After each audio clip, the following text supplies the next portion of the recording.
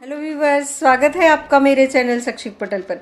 अगर आप मेरे चैनल पर नए हैं तो चैनल को सब्सक्राइब जरूर करें और साथ ही बेल आइकन प्रेस कर दें, जिससे आने वाले वीडियो की नोटिफिकेशन मिलती रहे। और वीडियो को अंत तक ज़रूर देखें। ईमानदारी से सोचिएगा, क्या आपको कभी कभी अनायासी किसी से ईर्ष्या नहीं होती?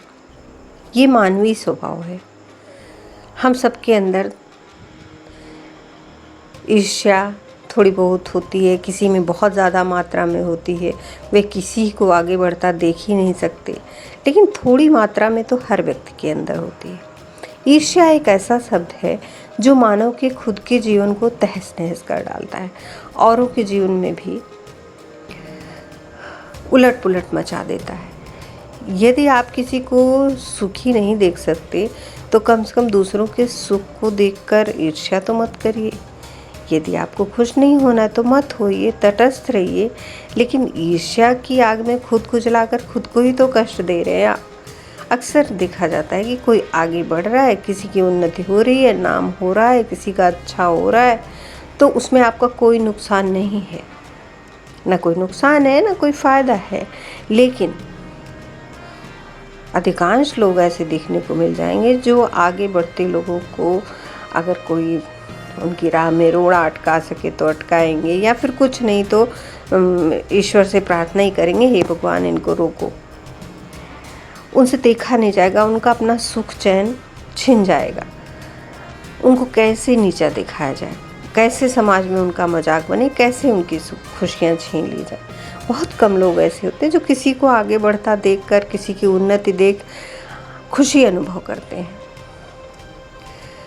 खुद सोचें, हमारी ईर्ष्या हमें ही जलाती है। बाद में सामने वाले का नुकसान होता है नहीं होता है पता नहीं, क्योंकि ईर्ष्या करते वक्त हमारे दिमाग के स्नायु सिकुड़ते हैं, जिसका प्रभाव हमारे अंतर्मन पर पड़ता है और इसका प्रभाव हमारी दिनचर्या पर पड़ता है।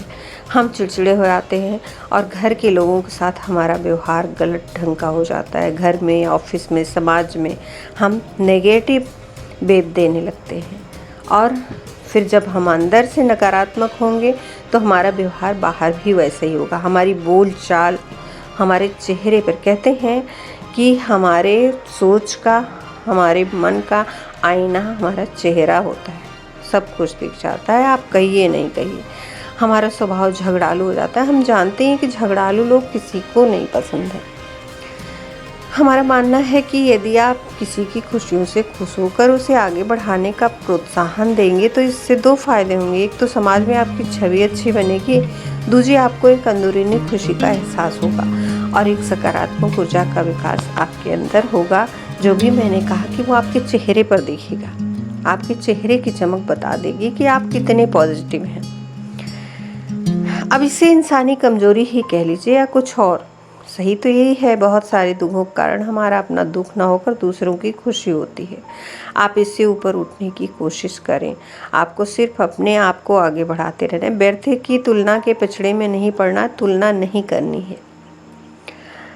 और अगर आप नहीं बचा पा रहे हैं खुद को ईर्ष्या से, तो ज़्यादा किसी से मतलब ही न रखिए। अपने आप में रहिए, अपना काम कीजिए, अपने में व्यस्त रहिए, संतोष कीजिए। जो आपको मिला है वो आप में उतनी क्षमता नहीं है करने की, अगले में है तो वो कर रहा है। आप ईर्ष्या करने के बजाय सामने वाले इंसान के गुणों को अपनाइए, जीवन में उनसे कुछ सीखें और लाभ लें, ताकि आपका जीवन भी खुशहाल हो, ना कि सिर्फ जलन में अपनी पूरी ज़िंदगी ऐसी व्यर्थ चली जाए। एक तो आपका दुश्मन आगे बढ़ रहा है और ऊपर से आप जो है जलन में अपना और नुकसान कर रहे हैं फ़ायदे की बजाय। जब जब आपके मन में किसी के लिए ईर्ष्या का भाव जागृत हो, तब तब अपने विचारों की दिशा को सकारात्मक सोच की ओर मोड़ दीजिए।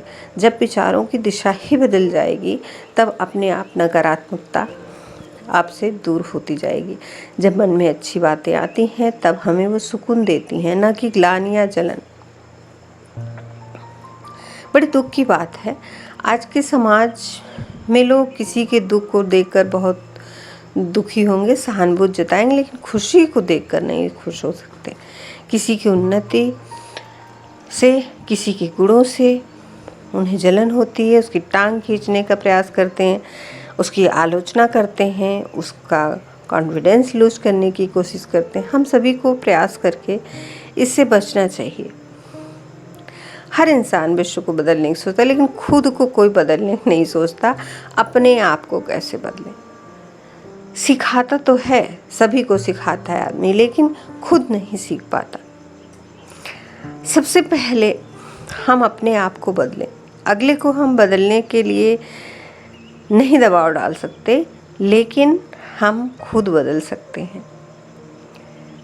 थोड़े थोड़े चेंजेस करके, थोड़े बदलाव लाके। सोने की सुराही को हम कितना भी सजा लें, लेकिन कोई भी साधारण तौर पर मिट्टी की ही सुराही शीतल पानी देगी। अपने आप को बदलने में किसी और का रत्ती भर सहयोग नहीं होता। हमारा अपना आत्मबल होता है, हमारी आपका दृढ़ निश्चय होता है। आप इसका निर्णय शुद्ध अंतःकरण और अपनी अंतरात्मा से लेते हैं। कहते हैं कि संगति का बहुत असर होता है, होता तो है। हम सब हमारे स्वीकृति के अनुरूप होते हैं। जब तक हम अपने मन को, मस्तिष्क को अनुमति नहीं देंगे, तब तक हमें कोई बदल नहीं सकता।